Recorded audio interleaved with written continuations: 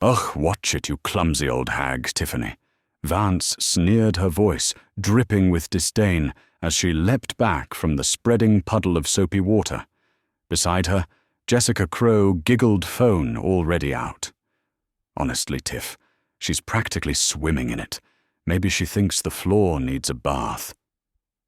On her hands and knees, soaking wet and feigning a painful groan, the elderly cleaner, Ellie, looked up. Her eyes, old but surprisingly sharp, met theirs. No one offered a hand. No one seemed to care. They had no idea who they were laughing at, and they were about to find out. What would you do if you witnessed something like this? Before we uncover Ellie's secret and see how this shocking moment unfolds, make sure you're subscribed so you don't miss the rest of her incredible story. We'd love to hear your initial thoughts in the comments below. Who do you think Ellie really is in the glittering heart of the city, where skyscrapers pierced the clouds like a modern-day Olympus stood Ainsworth Corp, an empire built on steel innovation and the formidable will of the late Arthur Ainsworth. Now his widow Eleanor Ainsworth, a woman whose elegance was as renowned as her business acumen, surveyed this kingdom not from her penthouse office, but from a much humbler perspective. A new audacious plan was brewing, a mission fueled by a mother's love and a deep-seated skepticism of the gilded cages that often surrounded wealth. If Arthur were here, Eleanor mused, a faint smile playing on her lips as she adjusted the worn, slightly too large headscarf he'd either call me certifiably mad or demand to join in on the charade just for the thrill of it. Her reflection in the polished lobby floor showed not a titan of industry, but Ellie, a woman preveshed by time, her expensive silks exchanged for a faded practical uniform, her aura of command carefully tucked away. The objective: to find a genuine soul, a woman of true character, for her only son, Ethan, before he returned to take the helm of Ainsworth Corp. A woman untouched by the avarice she'd seen tarnish too many. The initial foray into her new role as a cleaner was an adjustment. On her first official day navigating the gleaming corridors with a mop and bucket that felt strangely alien in her manicured hands, Ellie nearly orchestrated a minor tsunami in front of a stack of what looked like critically important financial reports. A swift, if somewhat clumsy sidestep saved the day, and Ellie mentally awarded herself 1 point for crisis aversion. Perhaps she thought wryly I should add aquatic disaster management to my hidden resume. The corporate ecosystem of Ainsworth Corp was a fascinating, if occasionally infuriating, spectacle from her new vantage point. It was a world of hurried footsteps, hushed important calls, and the ever-present scent of ambition and expensive perfume. And then there were Tiffany Vance and Jessica Crowe. Tiffany, a vision in a designer dress that probably cost more than Ellie's entire disguised annual income, was currently holding court by the water cooler, her voice a sharp, confident staccato. "Honestly, Jessica, can you believe he wore those shoes to the quarterly meeting?" "It's like fashion roadkill, darling." Jessica, her loyal echo, gasped dramatically. "No. Tell me it's not true, Tiff. Some people just have zero aesthetic compass. It's tragic, really." Ellie, while diligently, and a little too enthusiastically perhaps, scrubbing a non-existent spot on the floor nearby, allowed herself a small internal sigh. If self-congratulation were a currency, she mused these two would own half the city by now. And their brains, optional accessories it seems. It was amidst this daily opera of office politics that Clara Meadows became a quiet note of counter-melody. Clara, a junior executive in the marketing department, was an island of calm diligence in the often chaotic sea of Ainsworth Corp. She dressed simply but neatly, her focus always on her work, a gentle efficiency in her movements. Her interactions with Ellie were from the start marked by an unforced kindness. A polite, "Good morning, Ellie," a small smile when their paths crossed, a "let me get that door for you," when Ellie's hands were full. Small gestures, perhaps, but in Eleanor Ainsworth's carefully constructed test, they shone like diamonds. One afternoon, as Ellie was struggling to gather a collection of discarded papers near Tiffany's meticulously organized and rarely used recycling bin, Tiffany, without looking up from her phone, drawled, "Oh, can you be a little quicker with that, dear? Some of us are trying to absorb vital information here." The vital information appeared to be a social media feed filled with pictures of cats in hats. Ellie, feigning a slight wheeze, fumbled with the papers, a few escaping her grasp and fluttering towards Tiffany's immaculate heels. Tiffany recoiled, as if a venomous serpent had just slithered onto her shoe. "Oh, for goodness sake, what is this bacteria? Does it fly?" "Are you trying to contaminate my personal airspace?" Ellie bit back a retort about the only contamination being the airwaves Tiffany was currently polluting with her inanities. Instead, she mumbled an apology, bending down to retrieve the offending paper. "Just paper, miss," she muttered, just loud enough for her own ears, not an indicator that your brain might be similarly composed. Before Tiffany could escalate her performance of aggrieved disgust, Clara, who had been passing by, stepped in.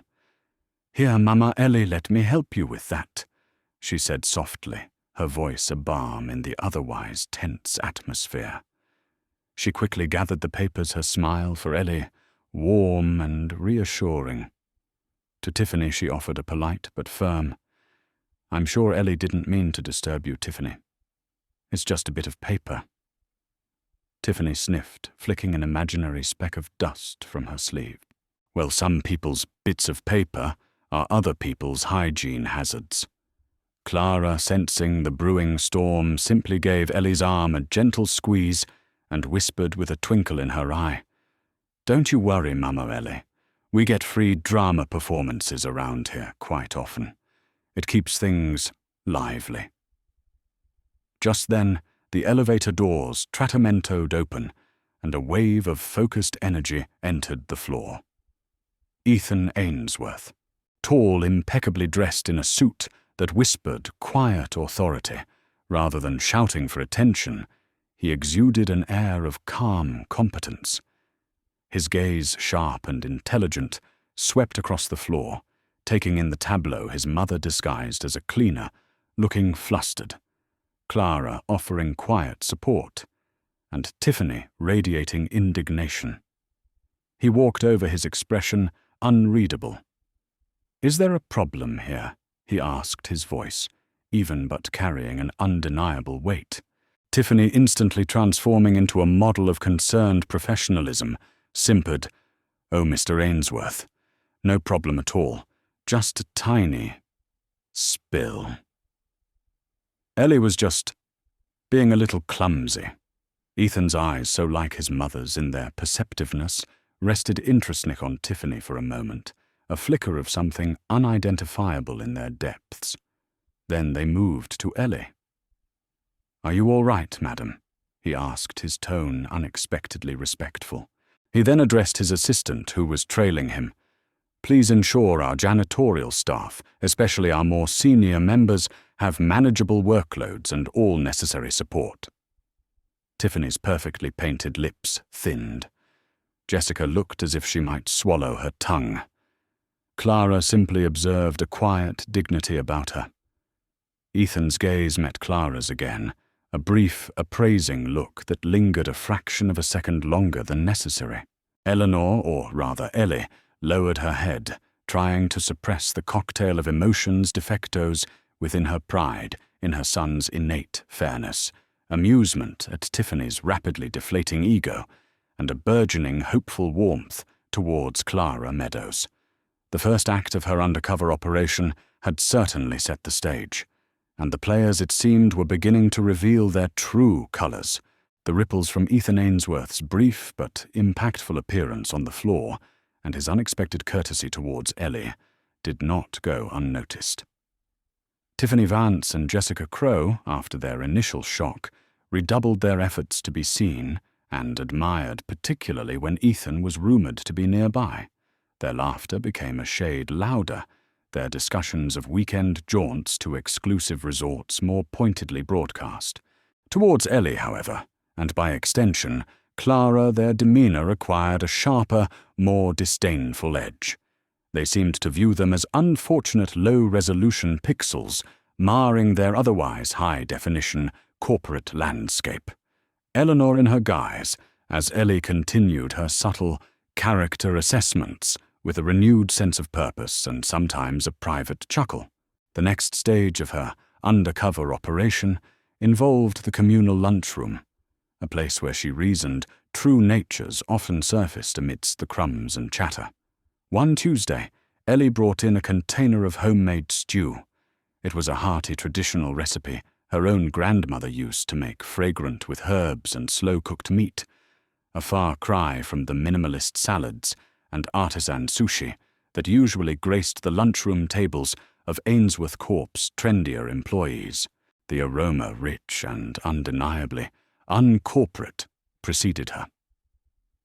As Ellie found a quiet corner table, Tiffany and Jessica made their entrance, noses practically twitching. Good heavens, what is that? Arresting aroma.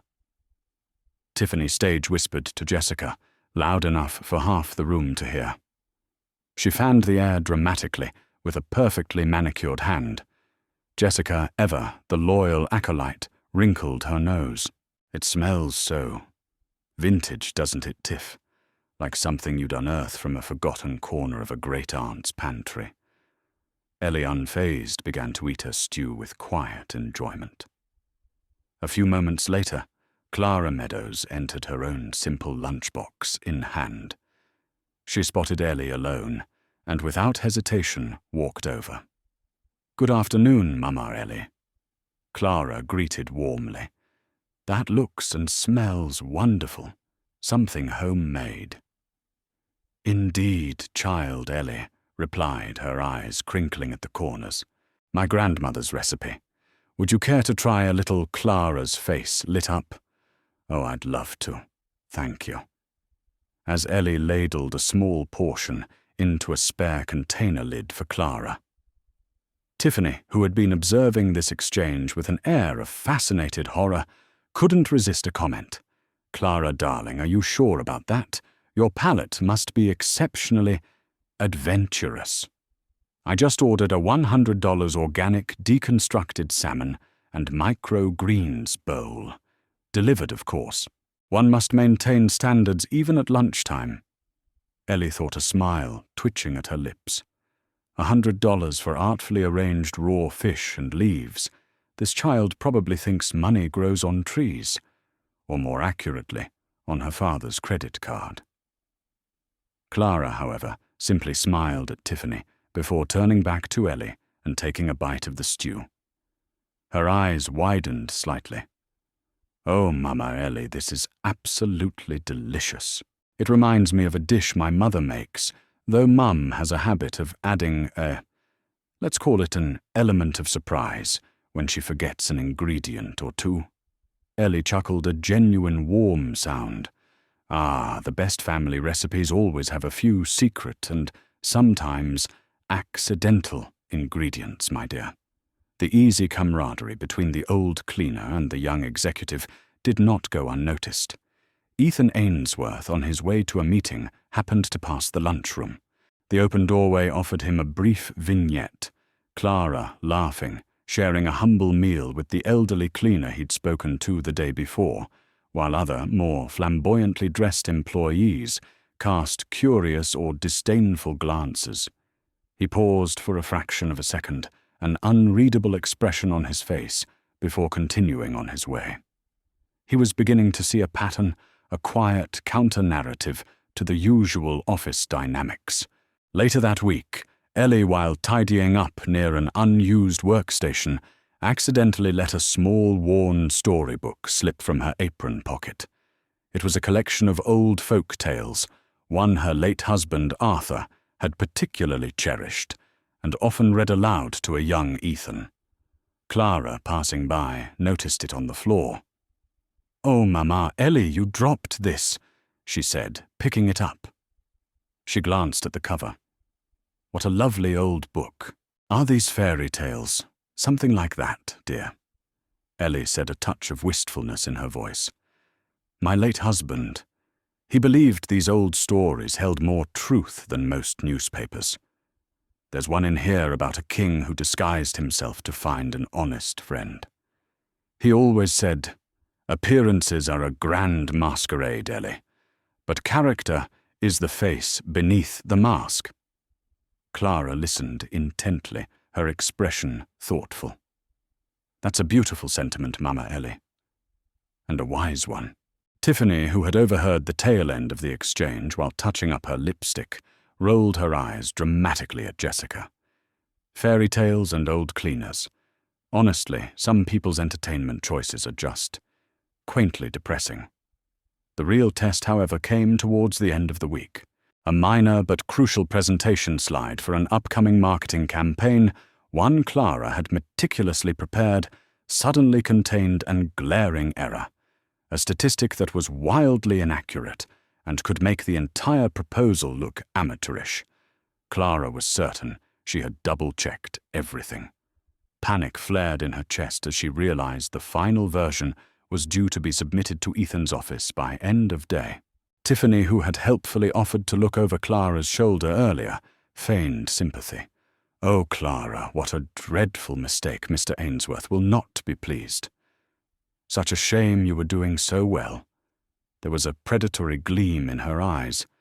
Clara, though flustered, felt a surge of determination. She would not be undermined. She began to painstakingly re-verify every piece of data, her brow furrowed in concentration. Ellie, mopping a distant corner of the office, watched with an eagle eye. She knew with a chilling certainty that this was no accident.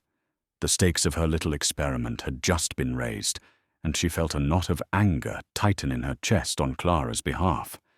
This was no longer just about finding a wife for Ethan. It was about witnessing firsthand the casual cruelty that could fester in such an environment, and the quiet courage it took to stand against it. Clara, fueled by a potent mix of caffeine and sheer willpower, managed to trace the erroneous statistic in her presentation back to a mislabeled datasheet, one that curiously had Tiffany Vance's digital fingerprints all over it from an accidental file access earlier that day. With minutes to spare before the deadline, Clara rectified.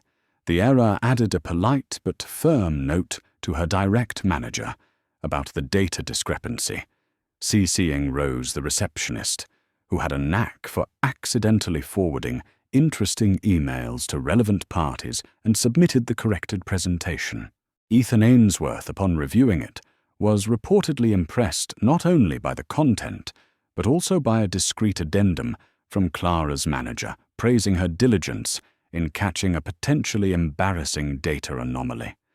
Tiffany, when she heard, nearly choked on her green smoothie. Her frustration, however, was a potent catalyst. If subtle sabotage failed, perhaps something more theatrical was in order. A few days later, Ellie was diligently mopping a stretch of high-traffic corridor near the executive suites. She saw Tiffany and Jessica approaching their heels, clicking an imperious rhythm on the polished marble, their voices engaged in an animated discussion about whose Hampton's share house had the better ocean view. With the timing of a seasoned stage actor, Ellie executed a controlled, almost graceful slip, sending her mop clattering, and the bucket of soapy water sloshing dramatically across the floor, narrowly missing Tiffany's pristine white stilettos. Tiffany shrieked, leaping back with an agility that would have impressed an Olympic gymnast. "Heavens above, old woman, are you trying to turn this corridor into a water park for rodents?"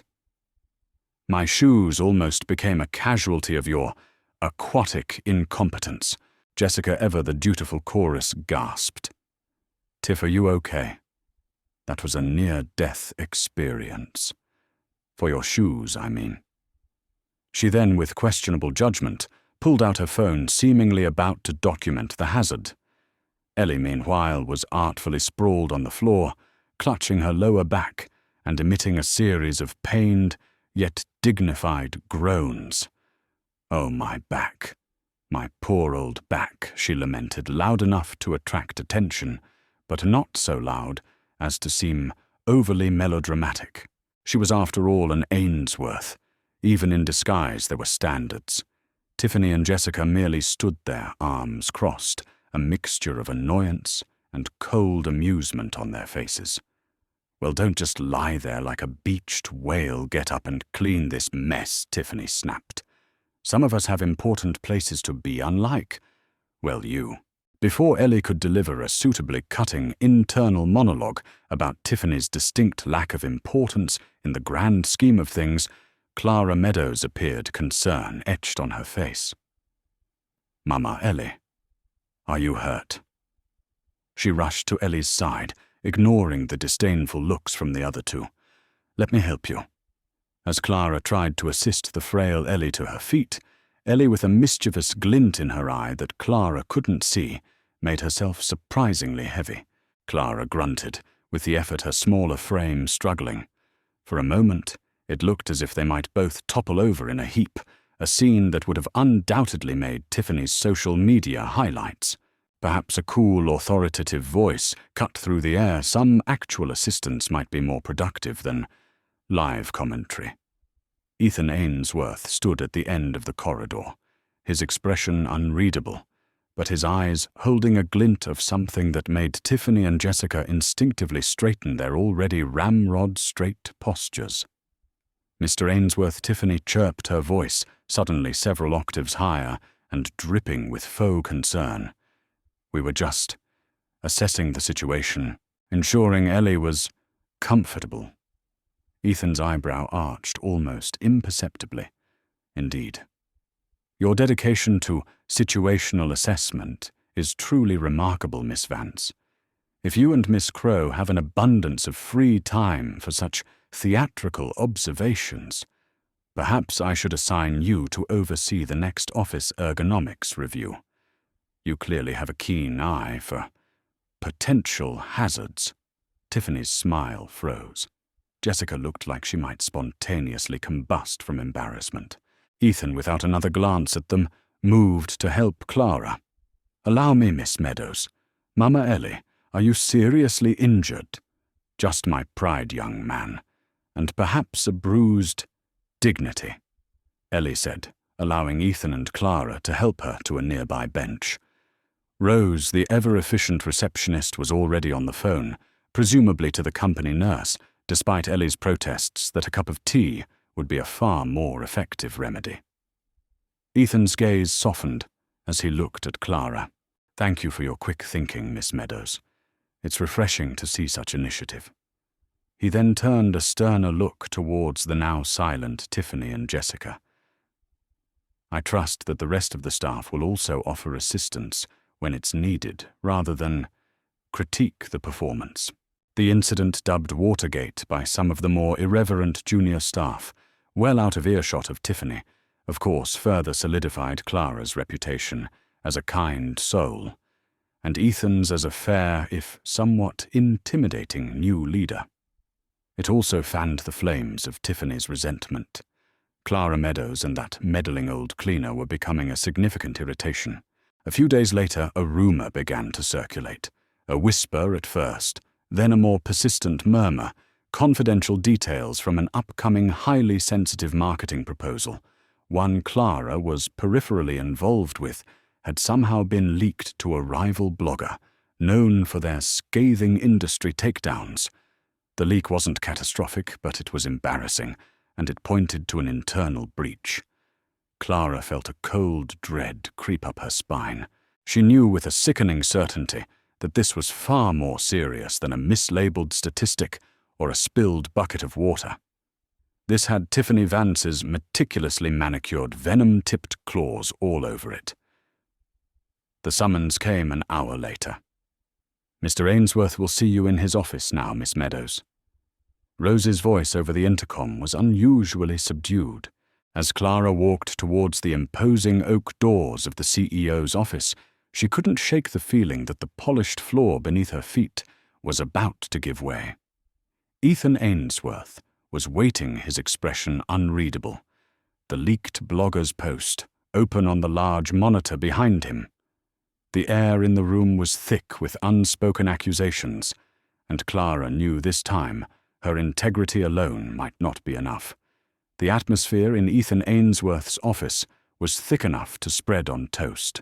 Clara Meadows stood before his expansive mahogany desk, a picture of forced composure, though her heart was performing a frantic drum solo against her ribs.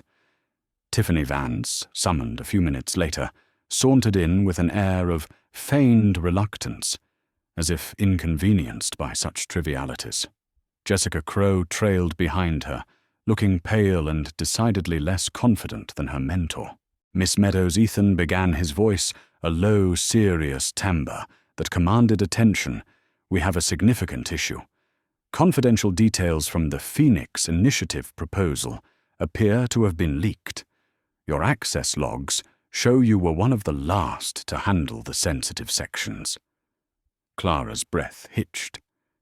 Mr. Ainsworth, I assure you, I would never— Tiffany interjected, her voice oozing synthetic sympathy.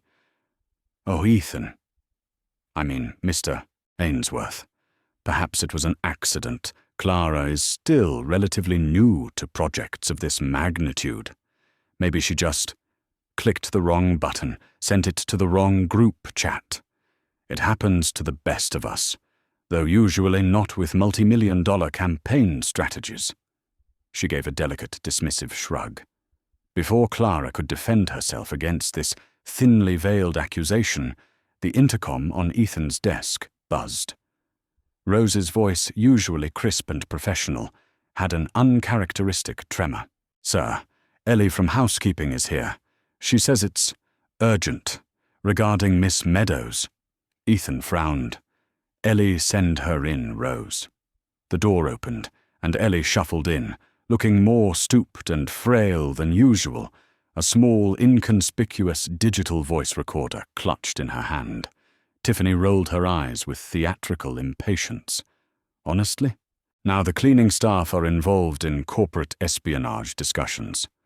What's next? The window washer offering stock tips. Ellie ignored her, her gaze fixed on Ethan. Mr. Ainsworth, sir, I couldn't help but overhear some things in the ladies' lounge yesterday. She fumbled with the recorder. I know it's not my place, but Miss Clara, she's a good girl, sir. With a slightly trembling finger, Ellie pressed play. The tinny sound of Tiffany's voice filled the stunned silence of the office. So then I just accidentally left that old data sheet open on Clara's shared drive before she updated the stats. And for the leak, I simply forwarded the draft to that gossip blogger from a dummy email. Jessica, you just need to look shocked when they discover Clara's mistake. Make sure I'm so disappointed in her. Face is convincing, sweetie. A few tears wouldn't go amiss. Jessica's nervous giggle followed. Tiff, you're a genius. But isn't this a bit much? Tiffany's sharp reply. Darling, in this town you either climb or get stepped on. Clara Meadows is just a stepping stone. The recording ended. The silence that followed was deafening. Tiffany's face had gone from smug to a ghastly shade of pale, resembling a forgotten piece of expensive cheese. Jessica looked as if she might faint. Clara stared open-mouthed, a whirlwind of disbelief and dawning comprehension swirling within her. Ethan's expression was glacial. He looked at Tiffany, then at Jessica, his eyes like chips of ice. Miss Vance, Miss Crowe, he said, his voice dangerously soft. Do you have an explanation for this enlightening piece of audio? Tiffany sputtered. That's taken out of context. That old woman. She's clearly senile. She probably doctored it. Ellie, who had been watching Tiffany's meltdown, with an almost serene expression. Suddenly straightened up. The stoop in her shoulders seemed to vanish. She removed the worn headscarf, revealing a surprisingly elegant coiffure, albeit slightly dishevelled from the disguise. She met Tiffany's incredulous stare with a gaze that was anything but senile. It was sharp, assessing, and held an undeniable aura of command. "Actually, Miss Vance," a new voice said, clear and resonant, a voice that did not belong to Ellie, the cleaner, but to someone far more accustomed to being obeyed. Eleanor Ainsworth stepped forward, her transformation from humble housekeeper to corporate matriarch, stunning everyone in the room, save for Ethan, who watched with a complex mixture of surprise at the theatrics and dawning understanding. The only thing doctored here. Eleanor continued, her voice now imbued with the full weight of her authority, is the deceitful narrative you've been peddling. I am Eleanor Ainsworth, and I've heard and seen quite enough. Tiffany's jaw literally dropped. Jessica made a small squeaking sound and swayed on her feet. Rose, who had discreetly entered behind Eleanor, looked on with wide, fascinated eyes. But your hands," Tiffany stammered, pointing a trembling finger. "They looked so used to mops." Eleanor glanced at her own hands, a wry smile touching her lips. A good quality barrier cream and a dedication to method acting, Miss Vance. You'd be surprised what one can achieve with a little determination. She then turned to the entire room, her voice ringing with conviction. "For weeks I have walked these halls as Ellie. I wanted to see Ainsworth Corp not through the eyes of its owner, but through the eyes of those who are often overlooked. I wanted to understand the heart of this company my husband built, and I wanted her gaze softened fractionally as it rested on Ethan, then moved to Clara, to ensure my son would be surrounded by people of integrity, both in his professional and personal life." She recounted a brief, poignant story about how a trusted family friend had once betrayed her husband for financial gain, a wound that had clearly never fully healed. "Wealth can attract many things, Miss Vance." She set her eyes once again on the speechless Tiffany. "Loyalty and decency are not always among them." The full weight of what had happened crashed down upon Clara. Mama Ellie, the kind, unassuming old woman she had befriended, was Eleanor Ainsworth, one of the most powerful women in the city. A wave of conflicting emotions washed over her. Shock, a sting of betrayal at the deception, but overriding it all a dawning understanding and a strange sense of vindication. Ethan finally spoke, his voice firm. "Tiffany Vance. Jessica Crow, you are both terminated effective immediately. Security will escort you from the premises. Our legal team will be in touch regarding the damage caused by your malicious actions and the breach of company confidentiality." Jessica burst into tears, mumbling incoherent apologies. Tiffany, however, seemed to rally a last shred of defiance. "You can't. My father is your father." Eleanor interrupted icily. "Will be receiving a call from me personally. I'm sure he'll be fascinated to learn about his daughter's extracurricular activities at work." That final threat seemed to deflate Tiffany completely. She sagged, defeated. After the disgraced duo had been escorted out, an awkward silence filled the room. Eleanor turned to Clara, her expression softening considerably. "Clara, my dear, I owe you the most profound apology. My methods were unorthodox, and I deeply regret any distress this charade has caused you."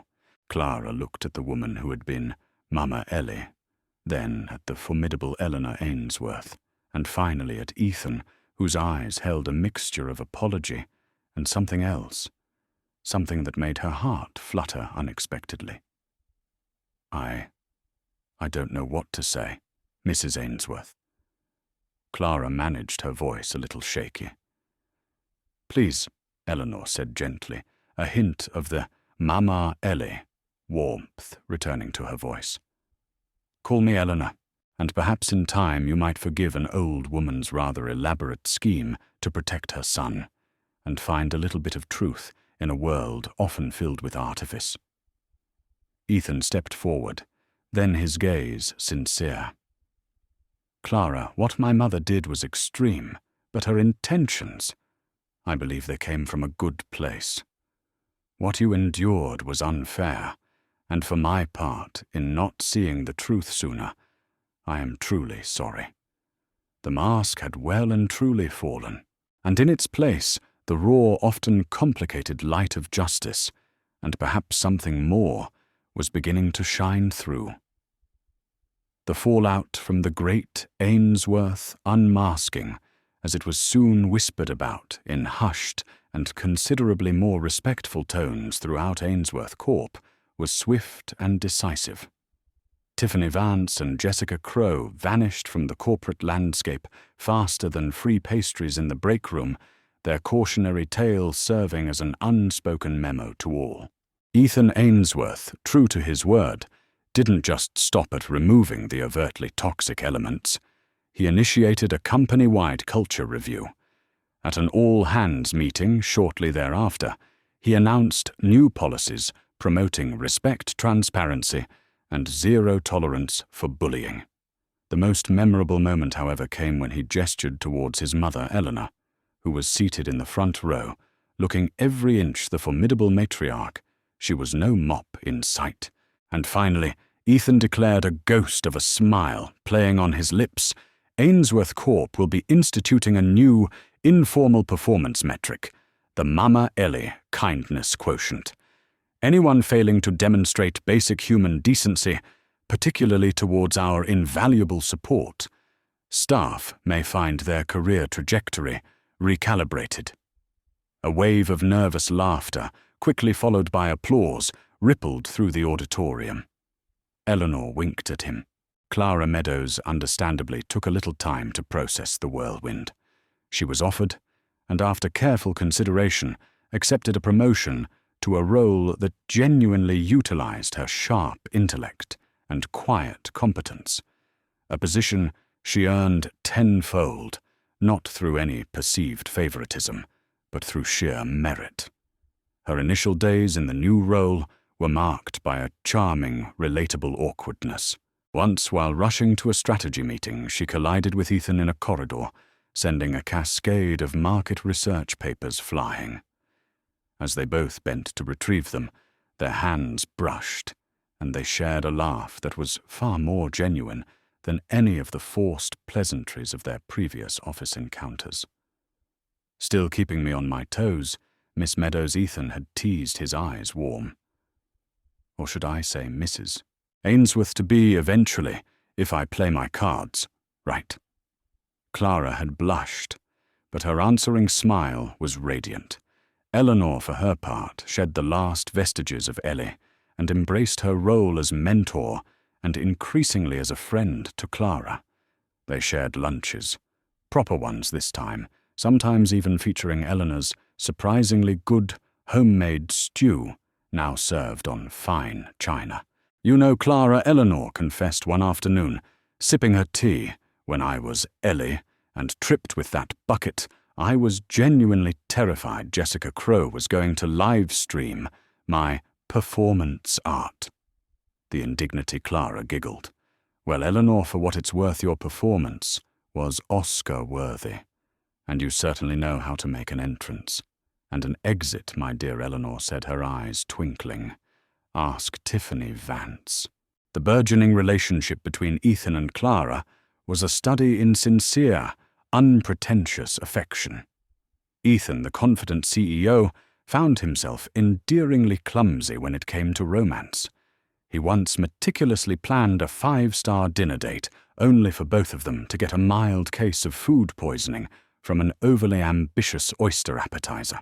They ended up back at Clara's modest but cozy apartment, sharing instant noodles and antacids, laughing until their stomachs, already protesting, ached even more. This Ethan declared, nursing a cup of ginger tea Clara's mother had insisted he drink is officially the most disastrously perfect date I've ever been on. True to the spirit of genuine connection, Ethan and Eleanor made a point to visit Clara's family. Meadows, a woman whose warmth and resilience Clara had clearly inherited, welcomed them with open arms and a delicious, no-nonsense, home-cooked meal. Clara's younger brother Leo, a bright, lanky teenager with an irrepressible curiosity, subjected Ethan to a barrage of hilariously earnest questions about being a CEO. So Mr. Ainsworth Leo had asked his eyes wide, "Do you get like a company helicopter? And can you declare National Pizza Day whenever you want, Ethan, too?" His credit answered every question with a smile. No official helicopter for daily commutes, Leo. But the pizza idea, I'll take it under advisement. Later, as Eleanor and Mrs. Meadows chatted like old friends over coffee, Mrs. Meadows said quietly, "My Clara, she has a good heart, Mrs. Ainsworth, sometimes too good for her own. Well, for her own good, if you know what I mean." Eleanor reached across and patted her hand. "A good heart is never a weakness, my dear. It's the truest gold there is. And believe me, I've seen enough fool's gold in my time to know the difference." Some months later, during a quiet weekend getaway to a cabin by a lake, a place Ethan's father had loved, he asked Clara to marry him. There were no grand pronouncements, no flashbulbs, just the whisper of the wind in the pines, and the sincere emotion in his eyes. "Clara Meadows," he said, taking her hand, "you see the best in people, even when they show you their worst. You showed me what true character looks like. You've already stolen my heart, and frankly, my mother is already planning the wedding, so will you make it official?" Clara's yes was soft, but as clear and true as the lake water reflecting the stars. Their wedding was an intimate, joyful affair, a beautiful blend of Ainsworth elegance and Meadows warmth. Leo, as one of the groomsmen, delivered a speech filled with embarrassing but affectionate childhood anecdotes about Clara reducing half the guests to tears of laughter. Mrs. Meadows and Eleanor sat side by side, two mothers from different worlds, united by their love for their children. Eleanor watched Ethan and Clara now waltzing their first dance, their faces alight with a happiness that was deep and earned. The empire Arthur had built was in good hands. Her son had found not just a wife, but a partner, a woman of substance and quiet strength. And she, Eleanor Ainsworth, no longer felt the chill of loneliness that had sometimes crept in since Arthur's passing. She had gained a daughter of family and a renewed faith in the enduring power of genuine human connection. She even found herself contemplating her next undercover adventure, perhaps a backpacking trip through Europe, or maybe a stint as a volunteer at an animal shelter. Ethan and Clara exchanged a look of mock horror when she mentioned it, a shared loving exasperation that promised many more years of laughter, adventure, and earned peace, the kind of wealth that truly mattered. And so the curtain falls on Eleanor Ainsworth's unconventional quest, a journey that began with a disguise and ended with a discovery far more precious than any corporate acquisition. It makes one wonder, doesn't it? In a world so often dazzled by glittering surfaces, how often do we truly see the heart beneath? How often do we take the time to look beyond the labels, the job titles, the outward appearances, to find the genuine kindness and integrity that truly define a person? Clara's quiet strength and unwavering compassion, even when faced with cruelty and injustice, reminds us that true wealth isn't measured in dollars or social standing, but in the richness of one's character. And Eleanor's elaborate test, born from a mother's protective love and perhaps a touch of audacious wisdom, ultimately led not just to a worthy partner for her son, but to a deeper understanding of the human spirit within her own company and indeed within her own family, Perhaps these moments of unexpected connection, these tests of character, are happening all around us in quieter ways every single day. This story truly resonated with us, and we imagine it might have touched you too. If Eleanor's journey or Clara's resilience sparked something within you, we'd be so grateful if you'd give this video a thumbs up. Now we'd love to hear from you. What was the moment in this story that made you reflect the most? Or which character's actions did you find most compelling? Share your thoughts and feelings in the comments below. Your insights enrich our community. And of course, we're always striving to bring you stories that not only entertain, but also inspire. If you have any ideas on how we can make our future stories even more engaging, or if there's anything in today's narrative you'd like us to explore differently, next time, please do let us know. Your feedback is the compass that guides our storytelling. If you believe this story might bring a little warmth or a moment of reflection to someone else, please consider sharing it. And to join us for more journeys of the heart, exploring the beautiful complex tapestry of human emotions, don't forget to subscribe and ring that notification bell.